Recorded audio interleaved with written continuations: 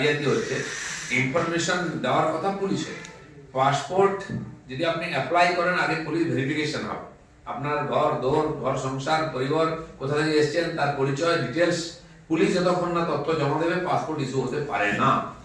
তো কি করে এখান থেকে কাঁড়ি কাঁড়ি পাসপোর্ট তৈরি করে চলে যাচ্ছে, কি করে আধার কার্ড তৈরি হয়েছে, যে রাস্তায় পড়ে থাকছে আধার কার্ড ভোটার কার্ড, কেন এরকম হয়? পশ্চিমবঙ্গের পুলিশের দিকে হাত বারবার কেন উঠে? আর যার প্রমুখ হচ্ছেন মুখ্যমন্ত্রী নিচে, তিনি পুলিশকে গালাগালি দিয়ে দায়িত্ব শেষ করে দিচ্ছেন। কতদিন চলতে পারে এটা? আজকে কড়াকড়ি হতে বলছেন। এতদিন ধরে পশ্চিমবঙ্গে যে অনুপ্রবেশ হয়েছে, অবৈধভাবে ঢুকেছে লোকেরা, তারা নাশকতাও করছে আর এখানকার কেন্দ্র সরকারের পাঠানো সমস্ত উন্নয়নের প্রকল্পের সুবিধা নিয়ে নিচ্ছে। এই এতদিন ধরে এখান থেকে বিভিন্ন দেশের লোকেরা অবৈধভাবে পাসপোর্ট নিয়ে বিদেশ চলে যাচ্ছে, ভারতবর্ষে ঢুকে গেছে। আফগানিস্তানের নাগরিকরা এসে পৌরসভা থেকে আর কি করে বার্থ সার্টিফিকেট, ডেথ সার্টিফিকেট পেয়ে যায়?